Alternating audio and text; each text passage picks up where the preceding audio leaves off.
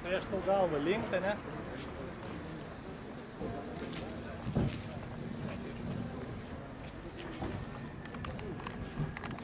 Ponas jau gali?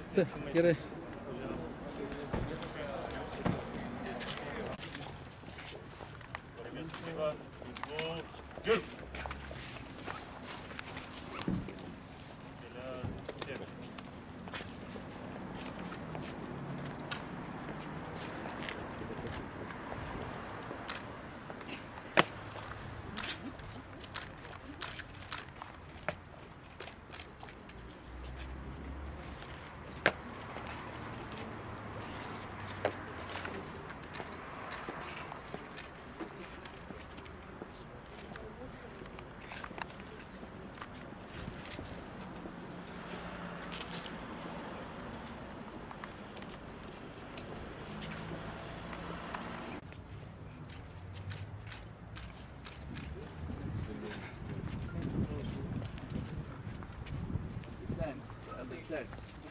That's rolled up above the people. On the hill. And places of that were marked, like some crosses.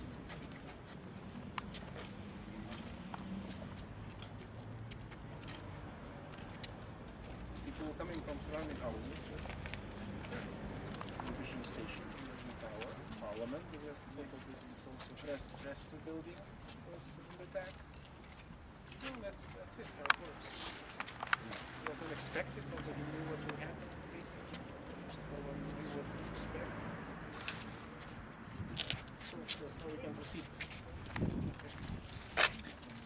Follow this.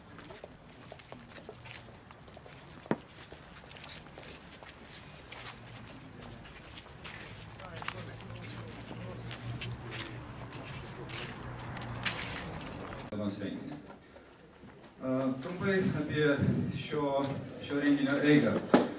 Iš pradžių įvyks naujo siųstuvo inauguracija, kurioje mes visi čia esam susirinkę. Bus pasakyta keletas kalbų. Tada įvyks trumpas briefingas, kuriame kolegos žurnalistai, jūs galėsite užduoti jiems rūpimus klausimus. Iš karto po to žurnalistams bus suteikta galimybė pabendrauti su atskirai su kiekvienu ar čia esančiu oficialiu, taip ir neoficialiu asmeniu. Ir taip pat prašom labai nesiskubinti po šitos dalies, nes čia galima pabendrauti šitame prieiti prie stalo ir prie arbatos kavos taip pat pabendrauti. Dabar leiskite pristatyti renginio dalyvius. Let me introduce participants. John Šimkus, Amerikos kongreso narys. Taip pat su mumis yra Andy Barr, taip pat kongreso narys. Taip pat mes čia turime Andrė Mendes, Jungtinių Amerikos valstijų transliacijų valdytojų tarybos technologijų vadovas. Andrė Mendes. Taip pat ministras Linas Linkevičius, ministras Rokas Masiulis, mano bosas Lietuvos radijo televizijos centro vadovas Remigijus Šeris, Remigijus Fleikys, Baltijos bangų radijo vadovas. Ir taip pat aš turėčiau pristatyti, kad kartu su mumis yra Seimo narys Emanuelis Zingeris, užsienio reikalų viceministras Darius Kucevičius. Taip pat mes čia šitam kampe turime sėdinčius buvusius Free Radio Europe stoties bendradarbius. Tai aš matau Gintarą Leknonį, Darių Udrį, Laimantą Jonušį. Nėra. Tada turėtume turėti poną Kacą, taip, ir Virgis Valentinavičius. Taigi, ponios ir ponai, visi dalyviai galbūt kažką galiu būt pamiršęs, labai atsiprašau, arba pagal scenarijų nepaminėjau, labai atsiprašau. Kviečiu žodį tarti renginio šios vietos šeimininką, telecentro generalinį direktorių Remigijų Šerį. Labadiena, gerbiamas ponios ir ponai. Man labai didelė garbė šiandien visus jūs pasveikinti Lietuvos radijo ir televizijos centre, kurie teko užduotis sumontuoti ir paleisti JAV vyriausybės Lietuvai perduotą vidurinių bangų siųstuvą. Noriu Jūs užtikrinti, kad Lietuvos inžinieriai atliko mūsų visus montavimo darbus kokybiškai ir laiku. Siųstuvas veikia stabiliai. Šiandien su kolegomis tikrai buvom nuvykę iš ryto, žiūrėjom, patikrinom, veikia puikiai ir jisai toliau bus eksploatuojamas saugiai. Kartu leiskite atkreipti dėmesį į vietą, kurioje vyksta šio siųstuvo atidarymo ceremonija. Naujųjų laikų Lietuvos istorijoje vargu ar atrasime dramatiškesnę vietą negu ta, kurioje dabar esame. 21 metų sausio 13 aušrų langų plytinti pieva buvo virtusi krūvinų mūšio lauku. Gindami nepriklausomybę, mūsų piliečiai, 14 jų, žuvo. Pats televizijos bokštas buvo 220 dienų užgrobtas totalinės žiniasklaidos ir visuomenės kontrolės siekusių atstatyti jėgų. Ir ši salė buvo paversta kareivių kazarma. Ponios ir ponai, mūsų įmonei svarbu, kad būtent šioje salėje, o ne kur kitur, šiandien vyksta ši ceremonija ir šis svarbus renginys. Mes džiaugiamės, galėdami šiandien būti laisvi ir prisidėti prie demokratinio pasaulio pastangų skleisti tiesos ir laisvės žodį. Ačiū Jums.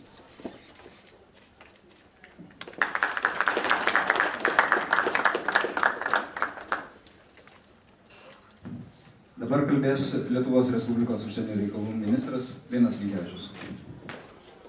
Kolegos, čia susirinkusiai, kiekvienas rimtas darbas, jeigu rimtas darbas, jis turi rezultatą. Ir tas rezultatas ne tik yra apčiuopiamas kažkoks tai daiktas, bet kartu ir simbolinę vertę turi. Tai šiuo atveju lyg ir dar vienas siųstuvas, 7 tonos laisvės krovinio, bet iš tikrųjų tai yra didelio gražaus bendradarbiavimo su transliacijų valdytojų taryba, BVG, mūsų dialogo, bendradarbiavimo. Mr. Mendes, thank you very much on behalf of all BVG community, so to say. We're very, very glad to cooperate with you and also looking forward in the future.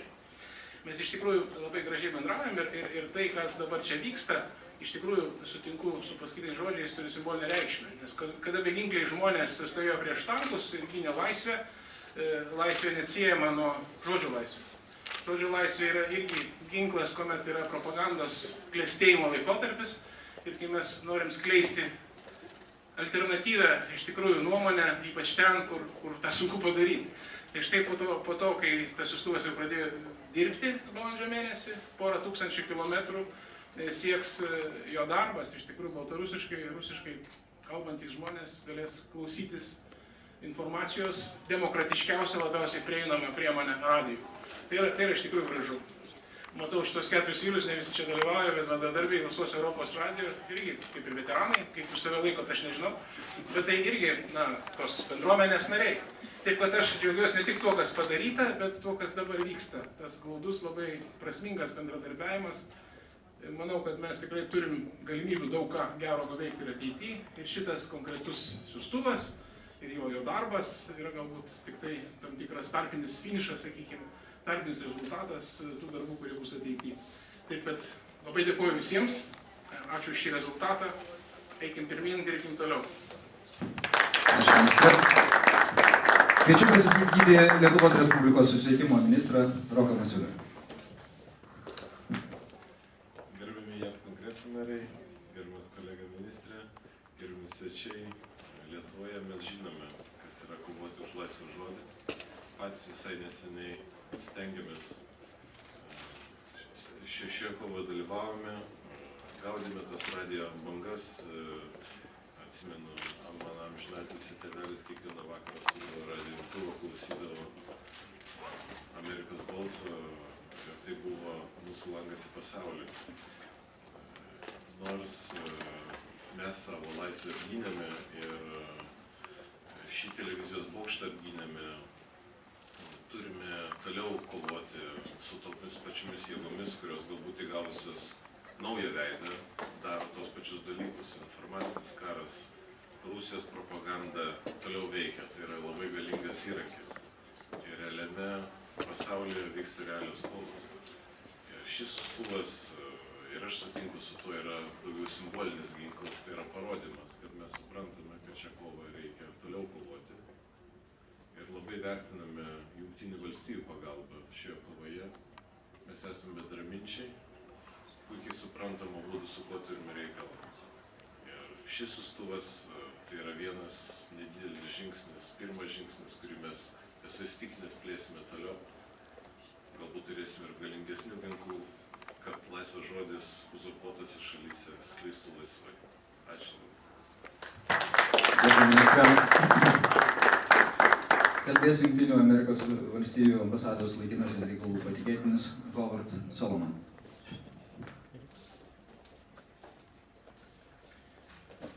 Labą dieną. Man labai malonu būti čia kartu su jumis. Šiandien svarbi diena. We live in an information age when ordinary citizens are bombarded with information from every angle. But as the volume and accessibility of information has increased, the accuracy and reliability of that information has become questioned. Lithuania itself, as other countries, have become the target of an organized disinformation campaign that seeks to undermine our faith and Lithuanians' faith in their own government, in the United States, in democratic institutions which Lithuania belongs. Likewise, Lithuania's neighbors have been targeted by the same type of disinformation campaign. The new, stronger radio transmission tower that the United States and Lithuania are inaugurating today is a sign of both governments' commitment to fighting back against disinformation. With this tower, Radio Free Europe programming in Russian and Belarusian is broadcast not only to the Baltic states, but also Belarus, Ukraine, Russia, and Moldova. We cannot permit misinformation about the United States and Europe to be the only information Russian speakers in these countries hear. The United States stands with Lithuania to ensure that citizens in the region have factual information and uncensored news. Ačiū labai.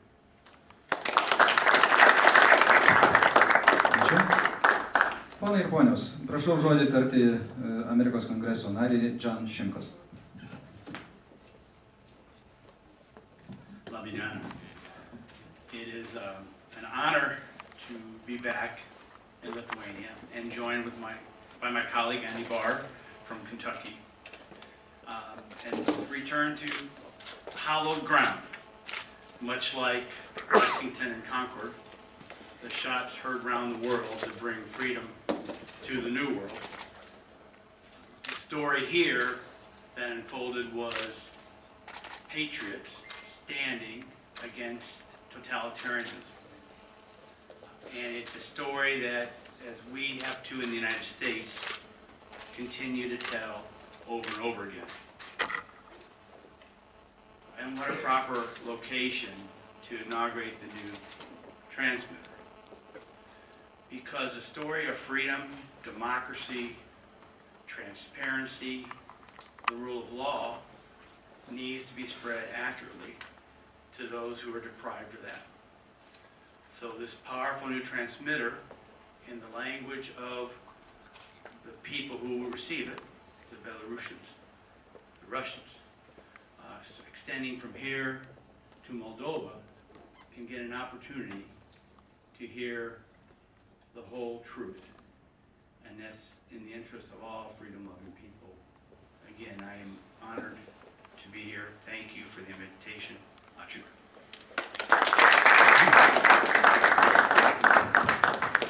Per dešimtose instaliuotą siųstuvą programas transliuoja ir retransliuoja Baltijos bankų radijas. Kviečiu jo vadovą Rimantą Traigį prie mikrofono. Gerbimieji Jungtinių valstijų kongreso nariai, gerbimieji ponai ministrai, mėly kolegos ir svečiai. Pasakysiu labai trumpai, dėl ko šiais laikais reikalingas toks, kai kurių nuomonė, anachroniškas dalykas kaip radijas, AM radijas. Jo aprėptis yra 2000 km. Mes suprantame, kad Rusija bet kada gali išjungti arba apriboti internetą, išjungti arba užblokuoti laisvosios Europos radijo tinklalapius. Tokiu atveju tai būtų strateginė alternatyva iš Lietuvos, apriepianti teritoriją europinę Rusijos dalį. Baltarusija ir Ukraina, plus Moldova, Baltijos šalis, iš viso toj teritorijai gyvena apie 100 milijonų žmonių. Mes suprantame, koks tai yra svarbus informacinis pabūklas.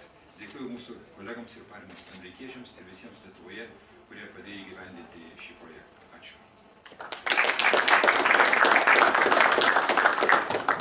Ačiū labai. Ir paskutinis mūsų kalbėtojas, Jungtinių Amerikos valstijų vyriausybinės agentūros Broadcasting Board of Governors, kurį koordinuoja šio tipo projektus pasaulyje technologijų vadovas, Andrė Mendes.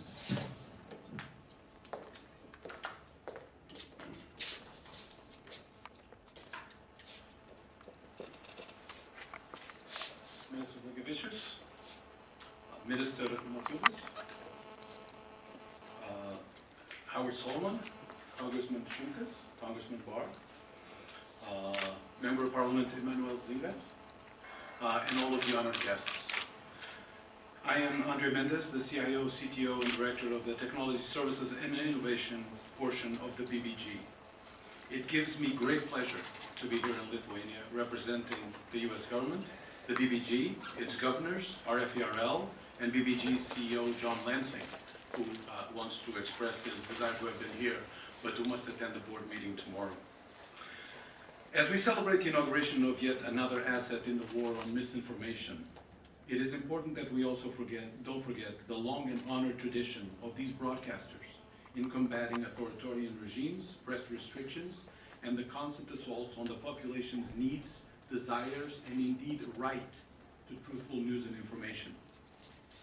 At the same time, I would like to celebrate our organization, the BBG, long-standing relationship with Radio Baltic Waves organization as well. It has been a productive relationship that has endured many changes in this region, some of them very good, others less desirable, as we've seen recently.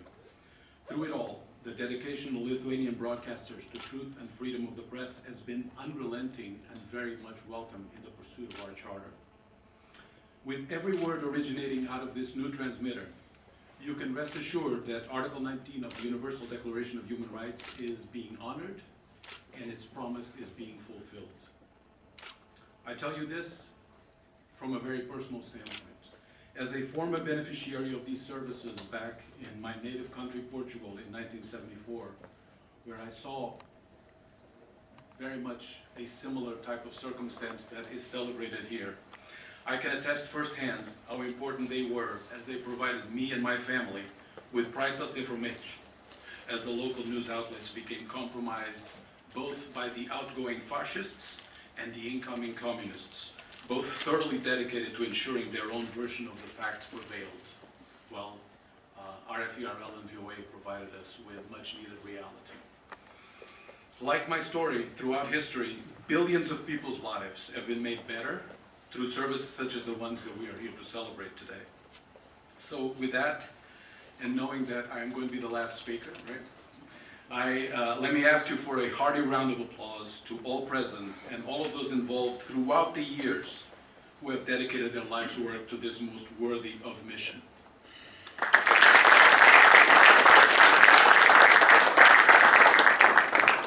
So again, thank you so much, and warmest regards on behalf of the U.S. government, the BBG, its governors, and CEO, John Lansing. Thank you very much. And I think with that, we should start broadcasting. What do you say?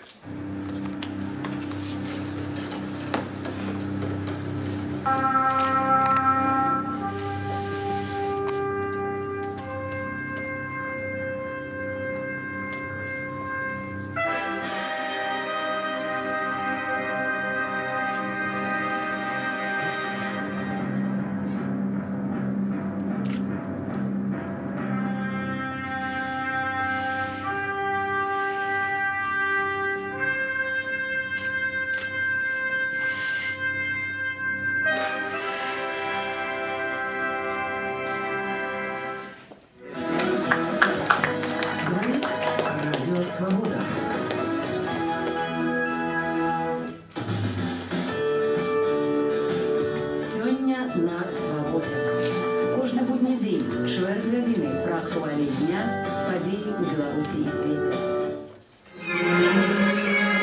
Čia Baltijos bangų radijas iš Vilniaus.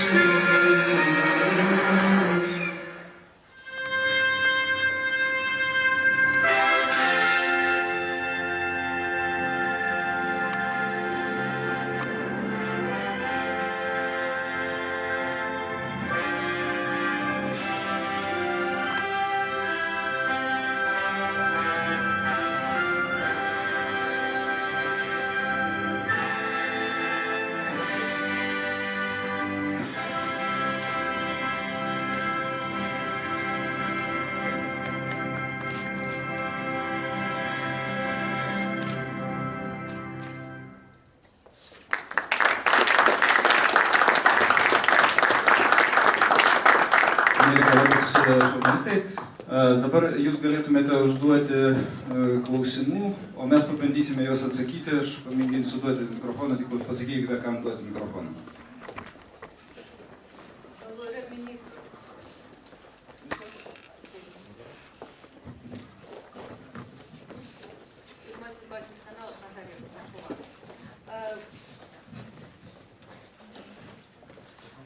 Kaip teisingai pasakė Baltijos bangų radijo vadovas, šiais laikais bet kokią informaciją galima rasti internetu. Kokia žinia vis dėlto reikia pranešti per naują tą retransliatorių? Šiek tiek kitokią žinią negu jūsų kanalu, kad nebūtų monotonijos. Konkrečiai gal, ne? Tai konkrečiai, kad būtų įvairovė, kad iš tikrųjų nebūtų vienas kanalas ir viena tiesa, kuri ne visada yra tiesa, švelniai tariant, mūsų vertinimu. Norėtumėm, kad vis dėlto tą informaciją, kurią mes įsivaizduojam, iš tikrųjų yra tikroviška, vertinant įvykius, kuri tikrai gausu šiuo metu, pasiektų klausytoją. Jie patys darys išvadas.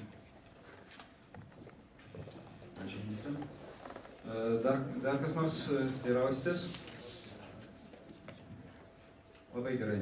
Viskas taip aišku, kad tiesiog klausimų nėra ir greičiausia mes galime pereiti prie trečiosios dalies. Atsiprašau, stoviu čia nugarą jūs.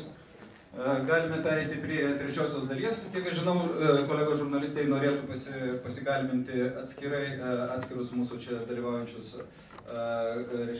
dalyvius. O visų kitų prašau čia prie stalo tiesiog išgerti vandens, arbatos, pabendrauti tarpusavyje, galbūt turėsite vieną kitą klausimą patys savo užduoti ir atsakymą. Ačiū visiems už dėmesį ir dalyvavimą.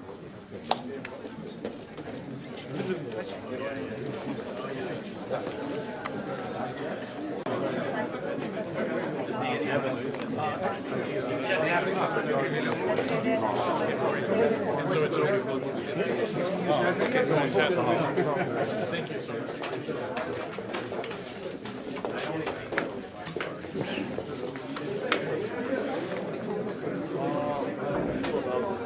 What it means for the United States, probably whole Europe.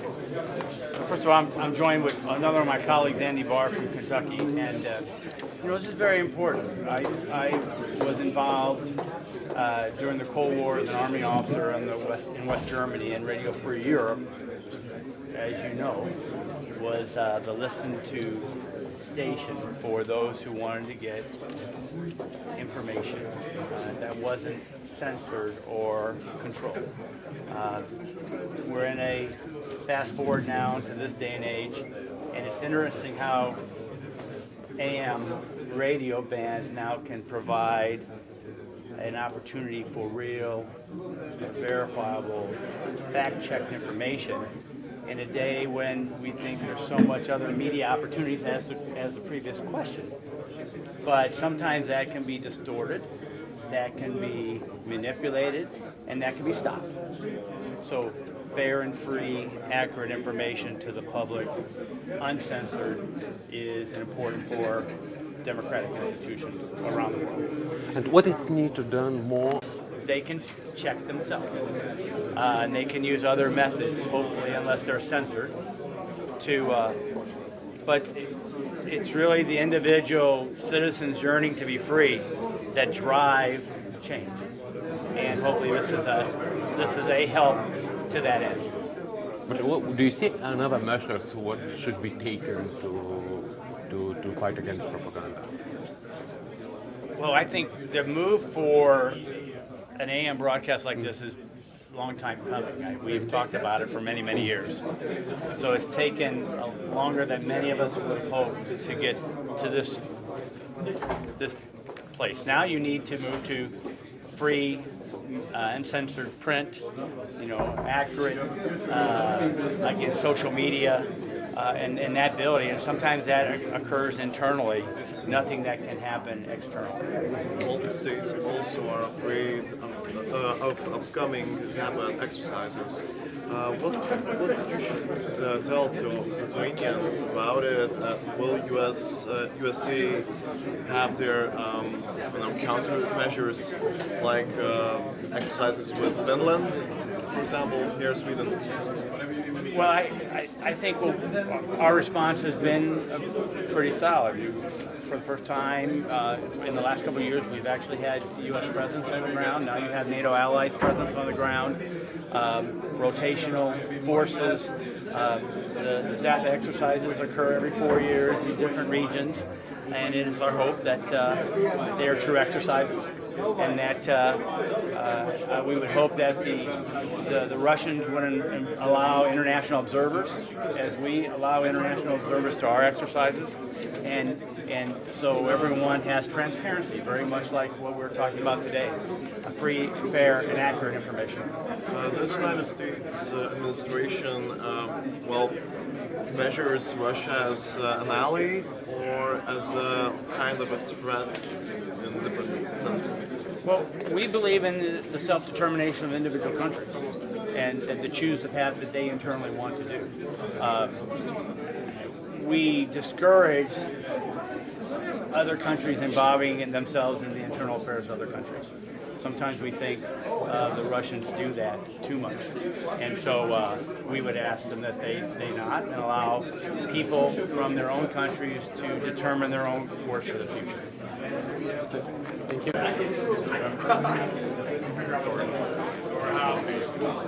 What's real value? What is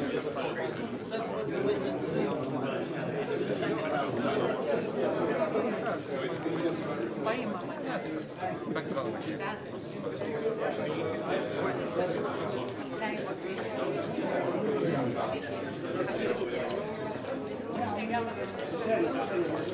you.